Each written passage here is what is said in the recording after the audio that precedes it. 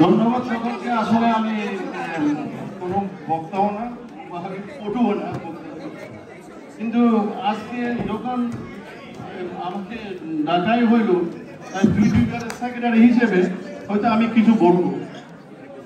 এখন বলবো যে আপনি তুমি কোথাকার কোন হরিদাস পাল আসছো যে এখানে বলতে, কোন হরিদাস পাল আসছো এখানে কিছু বলার জন্য? আমি সেই হরিদাস পাল, যখন আমি আগে যে সেক্রেটারি ছিলেন আদিস নয়মি, ওইখানকারও সেক্রেটারি ছিলাম, এবং মাহমুদ ফারুক পরিষদের আমি সেই আছেন ইকবাল ফারুক।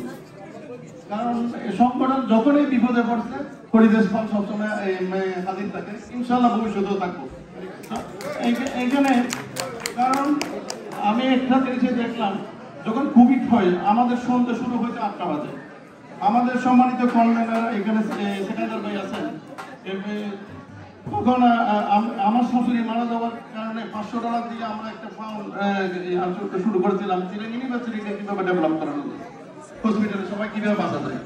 আমাদের সেকেন্ডার ভাই $5000 দিয়েছিলেন তখন, এবং 50 স্টেটে কানাডা সবাই শুরু করে $45,000 আমরা সিডাং ইউনিভার্সিটি হসপিটালকে দিয়েছিলাম। তখনকার সবচেয়ে বিপদের টাইমের সেক্রেটারির মধ্যে আমি একজন। আমি আজকে কিছু কথা না বললেই নয়, আমি 3 মিনিটে শেষ করে দিব। সেটার মধ্যে একটা বলে গিয়ে আজকে যারা 33 না 35 অলমোস্ট 35 বছরের এই সংগঠন কোনো রেজিস্টার সংগঠন ছিল না।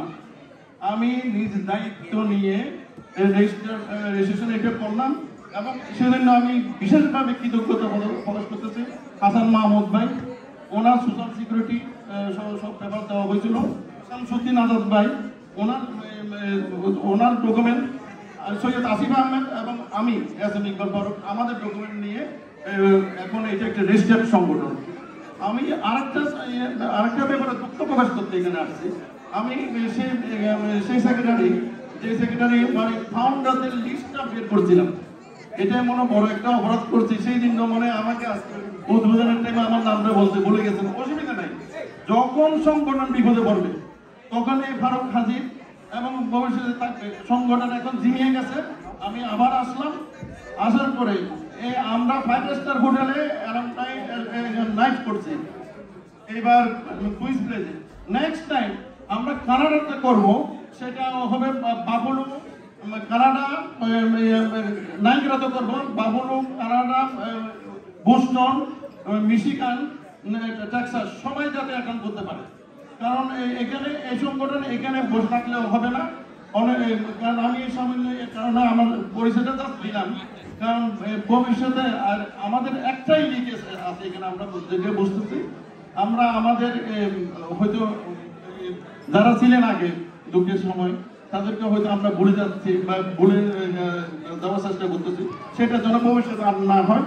এবং আমরা সবাইকে জানি, শুধু সংগঠন কোন টাকা পয়সা দিয়ে সংগঠন হয় না। এখানে আমি ভারতে কিনতে পারে হাজার মানুষ আছে, কিন্তু সংগঠনটা হবে সেই সংগঠন যে মাসে একবার হলো এখানকার প্রেসিডেন্ট সেক্রেটারি সব যারা আছে সবাই একবার কল দেওয়া, যাতে এটা ম্যানেজমেন্টে ঠিক হয়, যাতে ডেভেলপ হয় এই সংগঠন।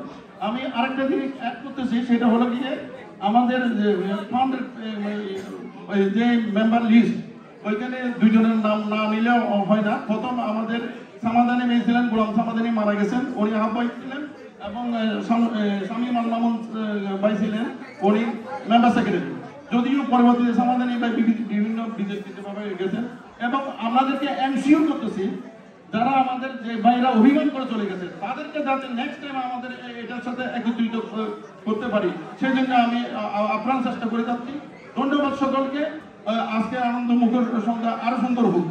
ধন্যবাদ। ধন্যবাদ ফারুক, প্রাক্তন সেক্রেটারি, মূল্যবান বক্তব্যের জন্য।